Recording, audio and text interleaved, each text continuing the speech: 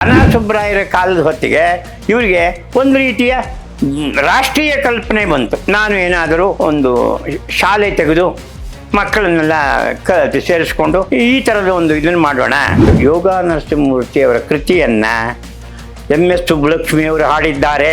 ಸಂಗೀತ ಅಂದರೆ ತಂದೆಯವ್ರಿಗೂ ಇಷ್ಟ, ಶಾರದಾ ಪ್ರಸಾದ್ಗೂ ಇಷ್ಟ, ಅವ್ರ ಮನೆಯಲ್ಲಿರೋ ಎಲ್ರಿಗೂ ಇಷ್ಟ.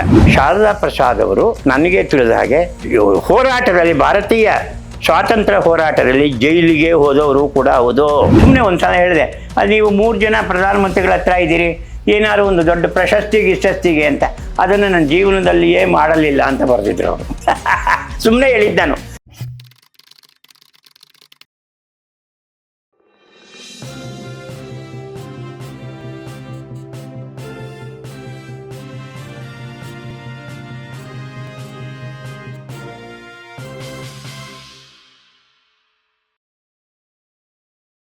ತಕ್ಷಣ ನನಗೆ ನೆನಪಾಗ್ತಾ ಇರೋದು ಆನಾ ಸುಬ್ಬರಾವ್. ಅವರು ಮೂಲತಃ ಅಕ್ಕೆಬಾಳ್ನವರು. ಅಂದರೆ ಅಕ್ಕೆಬಾಳು ಅಂತ.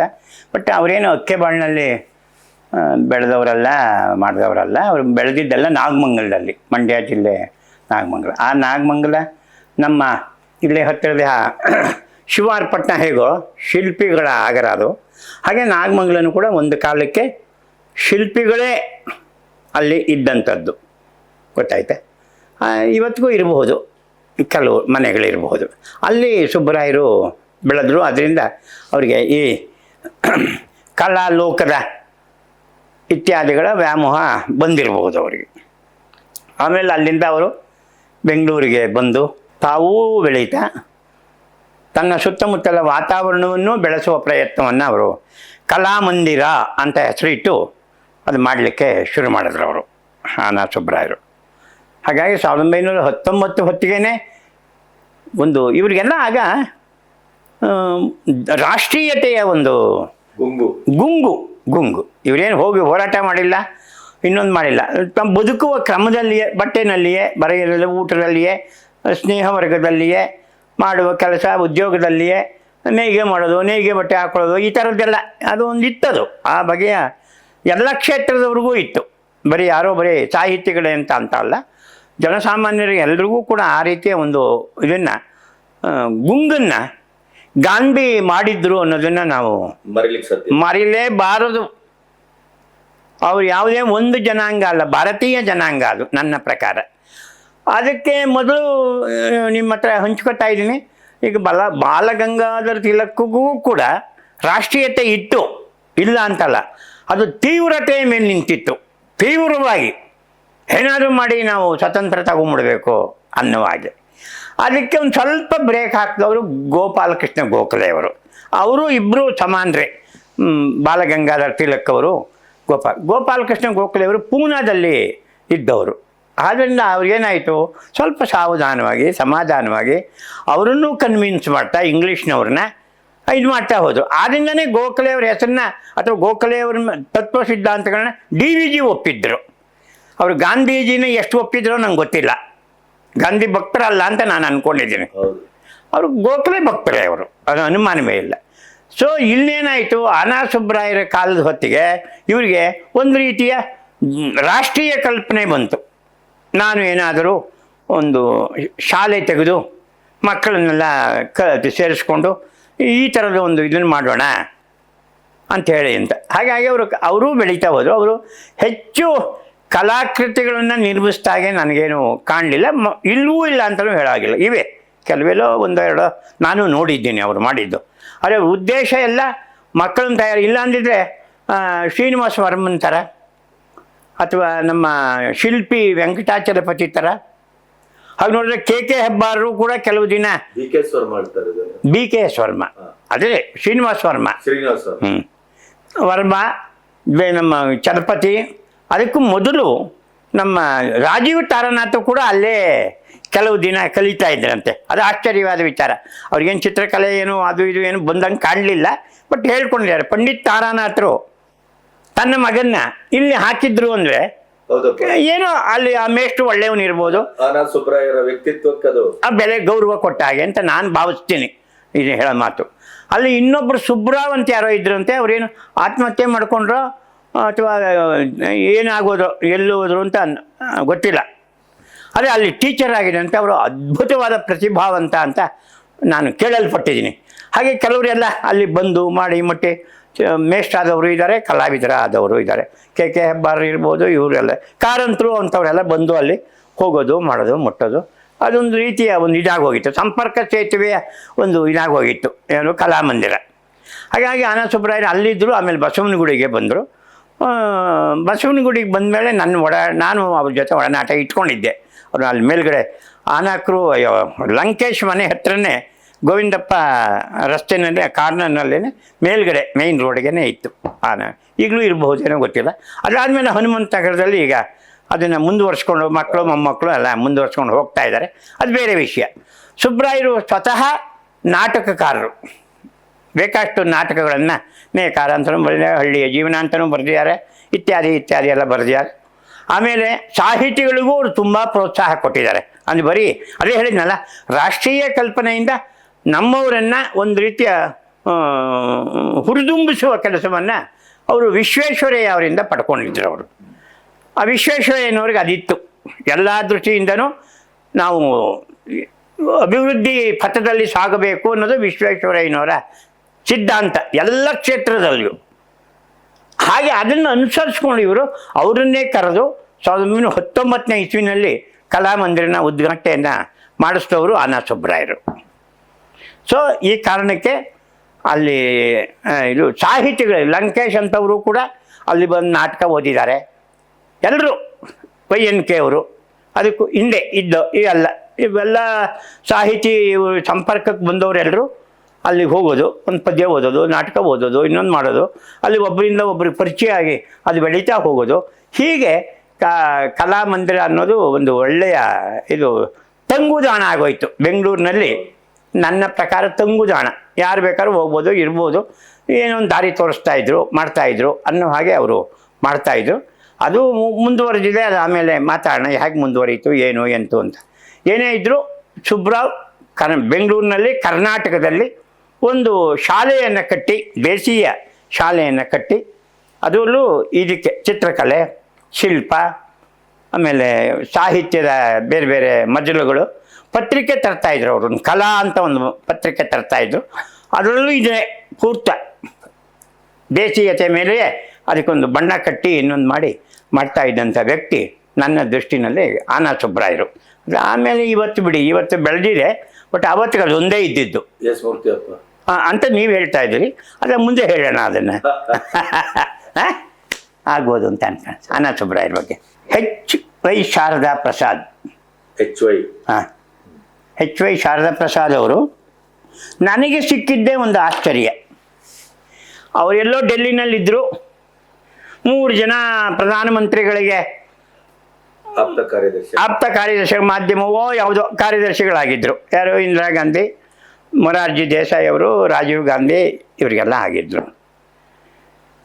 ಆದರೆ ಅವರಿಗೆ ಒಂದು ತುರ್ತು ಬೀಳ್ತು. ಏನು?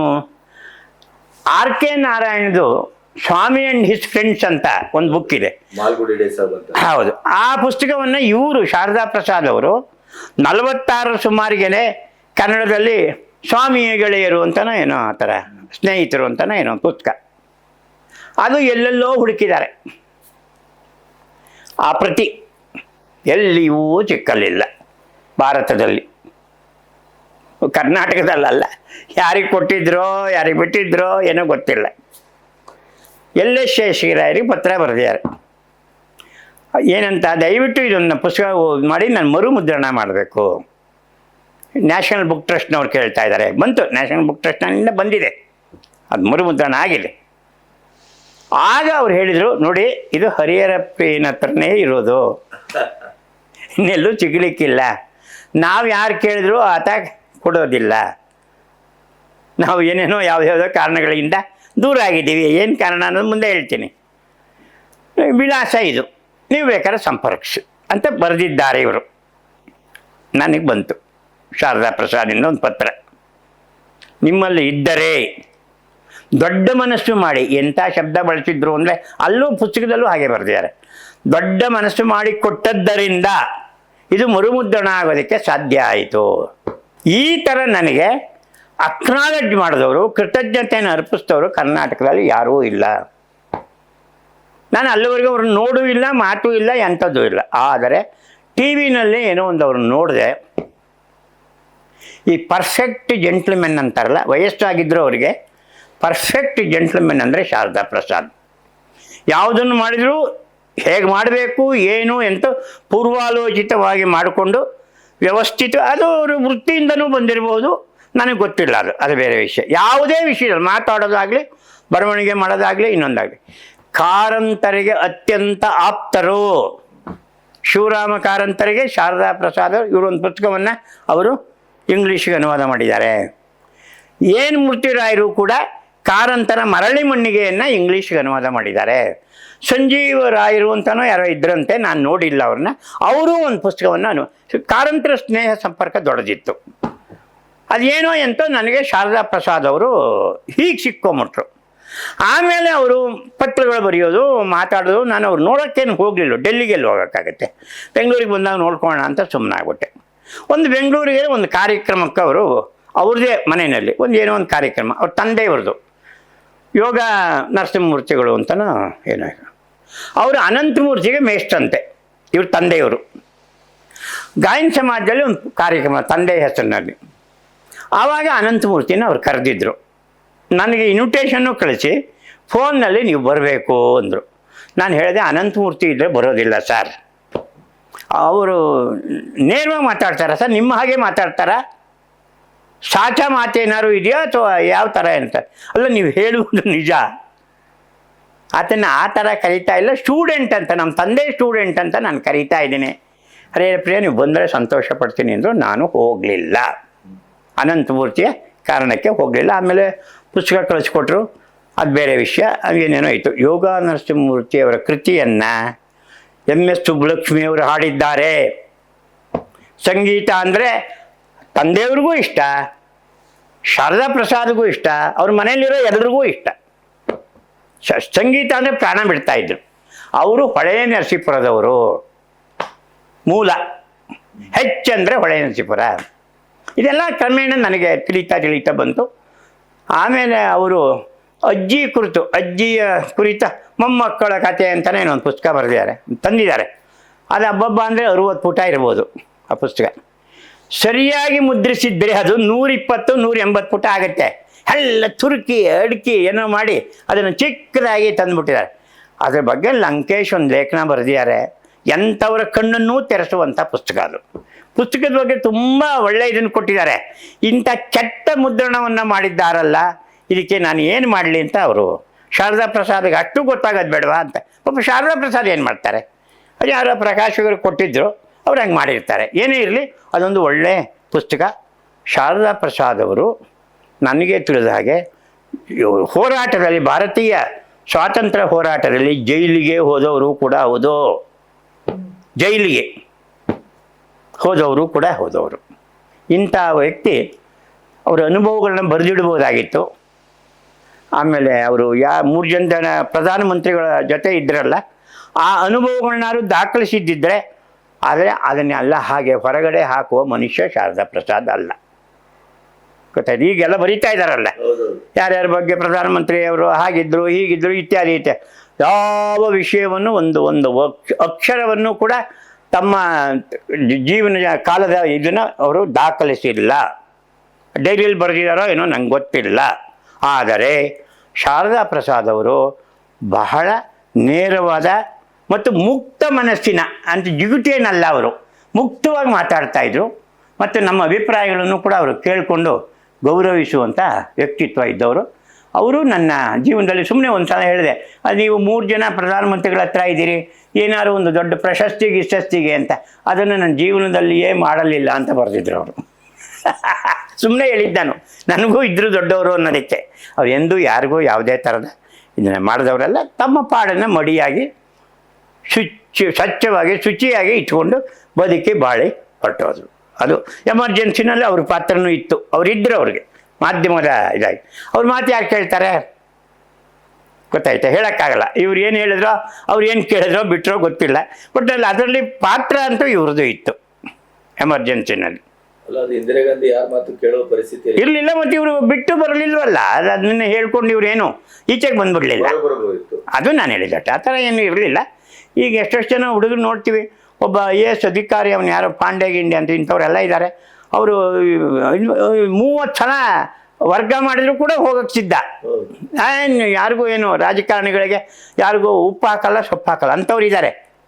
ಹೆಣ್ಮಕ್ಳಲ್ಲಿ IAS IPS ಆಫೀಸರ್ಸ್ ಇದ್ದಾರೆ ಇವತ್ತು, ಅವರು ಎಲ್ಲರೂ ಹಾಗೆ ಇದ್ದಾರೆ. ನಮ್ಮ ಒಡ್ಡರ್ಸರ ಮಗ ಮಧು, ಅವ್ರು ಮಧು ಕರ್ತಿರೋದ್ರಲ್ಲ, ಅವರು ಎಂತ ಎಮಿನೆಂಟ್ ಅಲ್ವಾ? ಹಾಗೆಯೇ ಅದು ಅವ್ರವ್ರ ಇಷ್ಟ. ಅಲ್ಲಿ ಇದು ಸರಿ ಇದು ತಪ್ಪು ಅಂತ ನಾವು ಹೇಳೋಕ್ಕೆ ಅವ್ರ ಪರಿಸ್ಥಿತಿ ಏನು ಅಂತ ನಮಗೆ ಗೊತ್ತಿಲ್ಲ. ನಾನು ಅದೊಂದು ಪ್ರತಿ ಸಲನೂ ಹೇಳ್ತೀನಿ, ಪರಿಸ್ಥಿತಿ ಮೇಲೆ ಅವ್ರು ಡಿಪೆಂಡ್ ಆಗಿರ್ತಾರೆ. ಅದನ್ನು ದಾಟುವಂಥವ್ರು ಬೇಕು, ಅದನ್ನು ದಾಟುವಂಥವ್ರು. ಶಾರದಾ ಪ್ರಸಾದ್ ಏನು ಆ ಥರ ಏನು ಮಾಡಲಿಲ್ಲ, ಕೊಟ್ಟ ಕೆಲಸವನ್ನು ಮಾಡಿರ್ಬೋದು ಅಷ್ಟೇ ಹೊರತು ಬರ್ಕೊಟ್ಟಿರ್ಬೋದು, ಅಡ್ವೈಸ್ ಮಾಡಿರ್ಬೋದು, ಇತ್ಯಾದಿ ಇತ್ಯಾದಿ ಇದೆ. ಆದರೆ ಅವರು ಸಾಹಿತಿಗಳ ಮತ್ತು ಹಿಂದಿನ ಇದಿತ್ತಲ್ಲ, ಗೆಳೆತನ ಇತ್ತಲ್ಲ, ಅದನ್ನು ಉಳಿಸ್ಕೊಳ್ಳಿಕ್ಕೆ ಅವರು ತುಂಬ ಮುತುವರ್ಜಿ ವಹಿಸ್ತಾಯಿದ್ರು. ಅದರಲ್ಲೇನು ಕೋತ ಮಾಡಿಲ್ಲ. ಒಳ್ಳೆ ಸಹೃದಯ, ನನಗೆ ಗೆಳೆಯರಾಗಿದ್ದರು ಅವರು. ಹಿರಿಯರಾದರೂ ನಾನು ಅವ್ರ ಜೊತೆ ಅದು ಹೇಳ್ಬೋದೋ ಹೇಳ್ಬಾರ್ದೋ, ಒಂದು ತಪ್ಪೇನು ಅಂತಂದರೆ, ಈಗ ನೋಡಿ, ನಾನು ಯಾವುದೋ ವಿಷಯಕ್ಕೆ ನೀವು ಹಠ ಹಿಡಿದ್ನಲ್ಲ, ಅದಕ್ಕೆ ನೀವು ಎಷ್ಟಾದರೂ ಕೂಡ ಮುಲ್ಕನಾಡು ಪಿಂಡ ಅಲ್ಲವೇ ಅಂತ ಬರೆದ್ಬಿಟ್ಟಿದ್ರು ನನಗೆ ಅವರು. ನಾನು ಶಾರದಾ ಪ್ರಸಾದ್ ಅವರೇ ಒಂದು ಪತ್ರದಲ್ಲಿ. ನಿಜ ಅದು, ಅವರು ಅದೇ ಆಗಿದ್ದರಿಂದ ಶಾರದಾ ಪ್ರಸಾದು ಕೂಡ ಮುಲ್ಕನಾಡು ಬ್ರಾಹ್ಮಣ. ಆದ್ದರಿಂದ ಅವರು ಸುಮ್ಮನೆ ಒಂದು ಇದಾಗಿ ಬರೆದ್ರು. ಅವರು ಹಿಡಿದಿದ್ದೇ ಹಠ ಅಂತ, ತಾವು ಹಿಡಿದಿದ್ದೇ ಹಠ ಅಂತ ಅವರು ಅಂದ್ಕೊಂಡು ಹೇಳಿದರು. ಅದಿದೆ, ಪತ್ರಗಳಿವೆ. ಮುಂದೆ ಒಂದಲ್ಲ ಒಂದು ಕಾಲಕ್ಕೆ ಪತ್ರಗಳನ್ನೆಲ್ಲ ನನಗೆ ಬರೆದಿರುವ ಎಲ್ಲ ಪತ್ರಗಳನ್ನು ಪ್ರಕಟಿಸಬೇಕು ಅಂತಿದ್ದೀನಿ.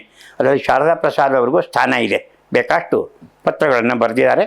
ನಾನು ಅವ್ರ ಜೊತೆ ಸಂಪರ್ಕ ಇಟ್ಕೊಂಡಿದ್ದೀನಿ. ಇಷ್ಟು ಅವರೇನು ನನ್ನ ಮನೆಗೆ ಬರೋಕ್ಕಾಗಲಿಲ್ಲ, ಬಟ್ ನಾನು ಡೆಲ್ಲಿಗೆ ಹೋಗೋಕ್ಕಾಗಲಿಲ್ಲ. ಈ ಥರದ ಸಂಪರ್ಕ, ಫೋನು, ಮಾತುಕತೆ ಎಲ್ಲ ಇತ್ತು.